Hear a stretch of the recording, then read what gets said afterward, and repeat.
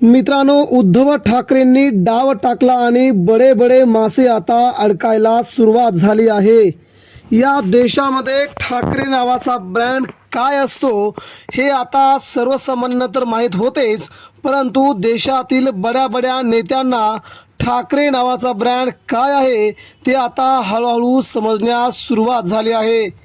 एकनाथ शिंदे यांनी ठाकरेंची शिवसेना पळवल्यापासून खरी शिवसेना ही शिंदेंची असल्याचं केंद्रात, दिल्लीत आणि महाराष्ट्रात बऱ्याच नेत्यांना वाटत होतं। ज्यांना उद्धव ठाकरेंनी 15-15, 20-20 वर्ष आमदार मंत्री केलं, असेच नेते म्हणत होते की ठाकरेंची शिवसेना ही शिंदेंची शिवसेना आहे, त्यामुळे आता ठाकरेंकडे काही राहिलं नाही असे म्हणणारे आमदार मंत्री आता यांनी यू-टर्न घेतला असून जे आहे ते ठाकरेंचंच आहे असे म्हणणाऱ्या नेत्यांची आता भली मोठी रांग मातोश्रीच्या दिशेनं लागलेली आहे।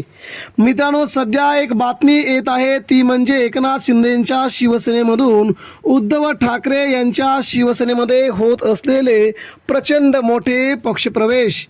उद्धव ठाकरे यांच्या शिवसेनेत झालेले हे पक्षप्रवेश साधेसुधे नाहीत, तर आमदार आणि खासदार यांची आता मातोश्रीकडे नजर लागलेली आहे। ज्या मातोश्रीने आपल्याला इथपर्यंत मोठं बनवलं, आपल्याला मंत्र्यापर्यंत, पदापर्यंत, कॅबिनेट मंत्र्यापर्यंत, मुख्यमंत्र्यांपर्यंत नेलं, त्याच आता मातोश्रीकडे जाण्याची वेळ आली आहे।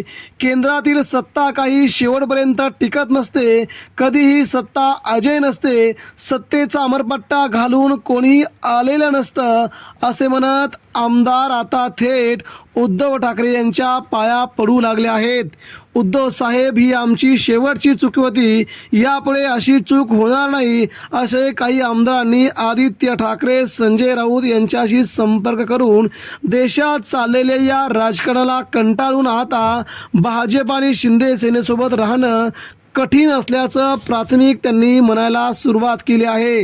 म्हणजे मित्रांनो, जर आपण बघितलं तर देशात, महाराष्ट्रात भाजपाची सत्ता समूळपणे उच्चाटनाला सुरुवात झाली असून याचा फटका एकनाथ शिंदेंच्या शिवसेनेला पहिला मोठा बसतोय। आणि या फटका बसत असताना उद्धव ठाकरे यांची शिवसेना साधीसुधी राजकारण करत नाही, तर केंद्रात नरेंद्र मोदींसह अमित शहा यांच्या देखील पदाला धोका असल्याचं उद्धव ठाकरेंनी स्ट्रेट फॉरवर्ड वक्तव्य करून या देशाची अख्खी सिस्टीम आता बदलायची आहे असं मोठं वक्तव्य केल्यामुळेच आता खासदार देखील उद्धव ठाकरे यांच्या शिवसेनेकडे येणार असल्याची मोठी अपडेट समोर येऊ लागली आहे। एकंदरीत मित्रांनो, देशाचं, राज्याचं चित्र बदलतंय। ज्यांनी गद्दारी केली त्यांनी आता कोणत्या तोंडाने उद्धव ठाकरेंकडे यावं असा प्रश्न त्या लोकांना, त्या नेत्यांना पडलेला आहे। एकंदरीत मित्रांनो, महाराष्ट्राचं राजकारण देशाच्या राजकारणामध्ये खूप मोठं सरस असल्याचं चित्र उद्धव ठाकरेंनी करून दाखवलंय। यामुळे आता या 21 आमदारांपैकी कुणाकुणाला उद्धव ठाकरे प्रवेश देणार, की ज्यांनी उद्धव ठाकरेंवरती आतापर्यंत जहरी टीका केली आहे त्या नेत्यांना प्रवेश देणार हे येणारा काळच ठरवेल।